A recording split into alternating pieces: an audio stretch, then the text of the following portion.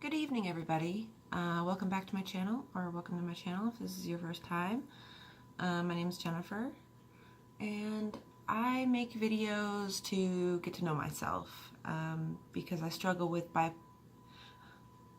borderline personality disorder, bipolar, several different others. I can go on, and I make these videos to get to know myself because I have a hard time seeing myself from another's perspective, or maybe I'm not really sure if that's the right wording, but I don't know. I just think these types of videos can help me a lot, and hopefully they can help somebody else.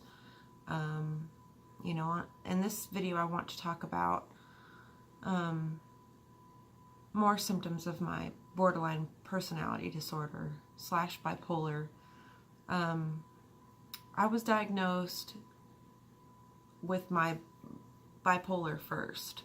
I was not diagnosed with borderline personality disorder until I was 16, which is usually, it's pretty early to be diagnosed with BPD. Usually it comes, the onset of it is in your early 20s, late teens, early 20s, from what I understand.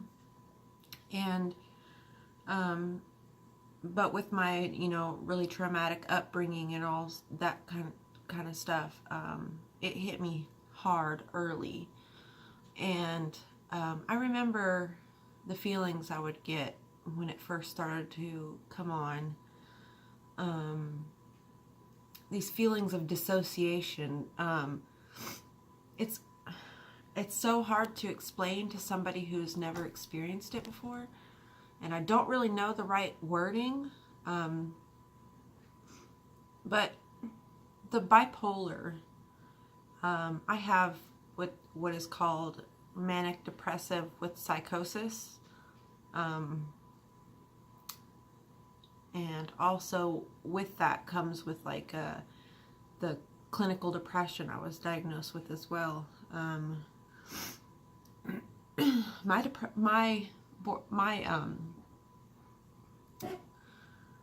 bipolar, I can go months and not leave my house, that's been the past, few months. I've been inside, barely able to do anything, barely able to talk to anybody. I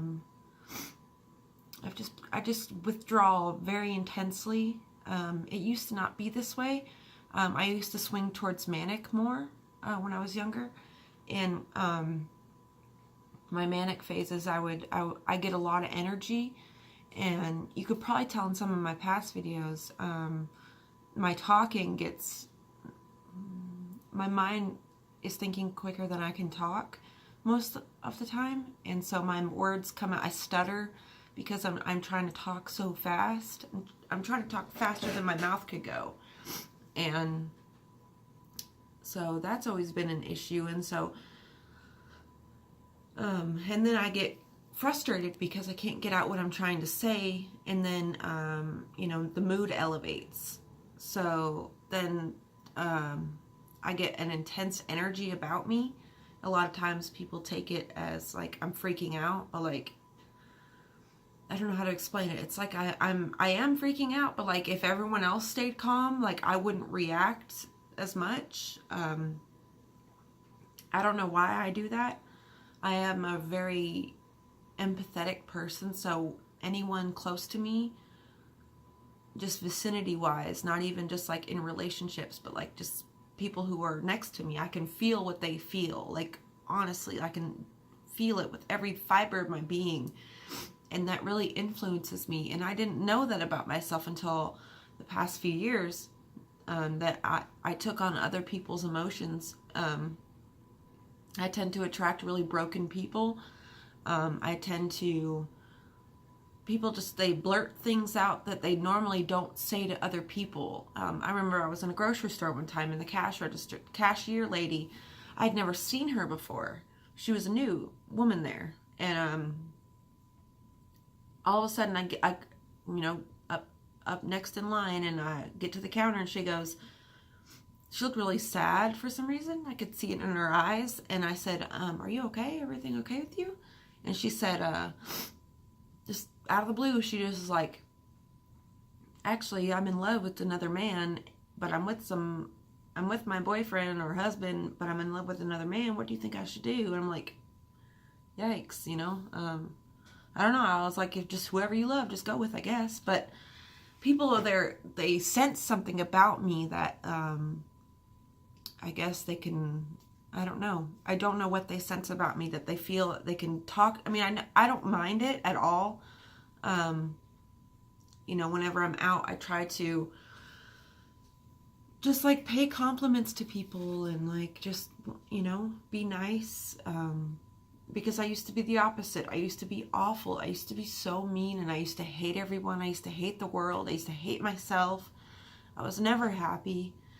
I was always like thinking to myself, man, if I could just do X, Y, Z, I would be happy, and not realizing that it was me who was making me unhappy. And so I would swing. That's how I was all the time when I was younger. I was like manic. I was so nuts. I was always gone. I was always going, always fighting with everyone I knew. Like, I was so unstable.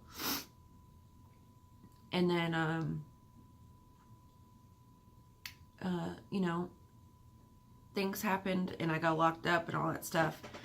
And then here comes the BPD diagnosis, which was scary. I didn't understand what they were talking about. And the medicines they put me on, you know, I know medicines can help in certain situations, and they're not meant to be long-term. I don't think, at least. But they are dangerous. They are very, very dangerous. I was a teenager taking a pill called Concerta. Concerta and Risperidol. And you know, like when on TV you'll see those commercials for like lawyers, like if you've taken this or this and this or done this or this happened, you may have a case. Well, I get out of treatment and I see one of those commercials on TV for the medication I was on, Concerta. And it was like, if you have taken this and you're under the age of 18, you may have a claims case, because it caused heightened suicidal ideation in people under 18, and it also caused like serious self-harming. You know, it made me have this desire to cut myself, and I had that desire before, but like I didn't go to the lengths I went to cut myself like I did when I was on this Concerta medication. And I'll show you one of them. This is like, it's not one of my worst scars that I did to myself, but it's one of the worst ways that I did something to myself, because it was just so barbaric, you know, like that's the only word I can think of to describe this act that I did to myself to you guys. So I was in treatment in Copper Hills Youth Center. And of course, you know, they watch out for people who they don't let you, like we couldn't have real silverware. We ate with plastic silverware. Like everything was like, you know, they made sure that we didn't have access to sharp objects so we couldn't hurt ourselves, because we all had histories with that. And I managed to steal a plastic butter knife one day. And I go to my room at night, you know, we're all in bed, and I start sawing at my arm. Let me just show you. So that real big one, right here, this big one right here, that one, I sawed at my arm for an hour with a plastic butter knife doing that. And I mean, I would have never done that prior. Like if I didn't have like a razor or something like immediate that would like draw blood, I used to not do it. And it only got worse from there. Like, I started scratching to cut myself. Like, I would scratch the skin off. I would take ice. And I'm not giving guys ideas because this is not, like, this, I'll tell you something that one of the staff people told me when they seen my arms. They said, when you get older, you're going to regret that. And of course, me being a teenager, a know-it-all teenager, thinking I knew everything about myself, and thinking I knew my future and all this, and I was like, oh, whatever, like, I don't give a shit. I don't give a shit now. I'll never give a shit. Who cares? Well, guess what I hear every time I look down at my stupid arm? Guess what the fuck I hear? Yeah, that's right. I hear, you're going to regret that one day. Oh, you're going to regret that. And I do regret it. Like, I regret it now because my daughter, she sees these things. My son sees these things. And I had to lie for the longest time and say, oh, a cat scratched me. Who the fuck believes that? Nobody believes that a cat scratched you. Like, sorry, it doesn't happen. Cats don't scratch in perfect uniform. That just doesn't happen. So I finally told her the truth. And what repercussions I have to deal with now? Now my daughter is cutting herself. So, well, she was. She told me about it, thank God. Thank God it didn't get to the point where, this, but I don't know. I'm just like, if y'all are bored with these videos, that's cool, but I make these to, like, really get to know myself and just really, like, dive deep into my own mind, and just talk about these experiences because they haunt me. Like, a lot of my past haunts me, and I don't have nobody else to talk to. I don't have anybody else to, like, tell me if these things were normal in my day-to-day life because, my boyfriend, he doesn't want to fucking talk about anything like that with me. He just, like, loses all interest when I start talking, so that's fun. But, I'm trying to make this stuff to, like, just figure out who I am and what I want from this life. What do I want to be remembered as, What's going to happen when we die? I can't wait, to be honest. Like, I'm not suicidal, but, like, I can't wait to figure out what does happen. I don't know if anybody else feels that way. I'm feeling, like, so tired right now. That video I uploaded yesterday, about the robbery, I looked really rough in that. Like, I'm sorry, you guys. Like, I was feeling like I haven't been getting any sleep, not eating, just, I don't know. I'm just, like, in this dumps right now. Like, I don't know. I'm not happy. I have no motivation to do anything. I have no motivation to try. I don't know. I'm just sick of, I want my life to change. I just don't know I don't know the steps to take to change it.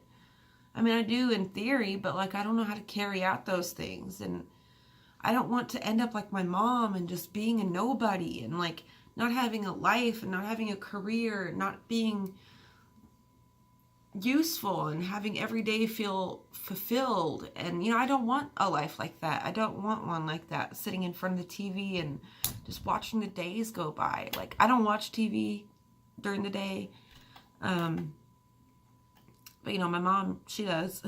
So, I just don't want that for my life. But,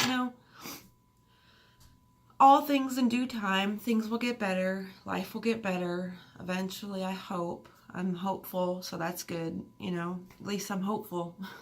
So, I'll quit rambling. And if you guys have anything you want to say about anything, feel free to leave it. I know that a lot of people think that this is all due to me messing with things I shouldn't be messing with, but, like, I'm not really doing that. The things I do, I've done several times, and I do it very safely. I sage, I make sure I'm protected. I cast a circle and all this stuff. So I'm not doing anything, and I'm not messing with spirits that are like evil, and I'm not doing things like that. So y'all can stop with the comments or, like, with the, if you would just do this and this and this, things would go away. Because, trust me, if I could just do something like that, I would have already done it. But I love you guys, and I will talk to you tomorrow. Bye.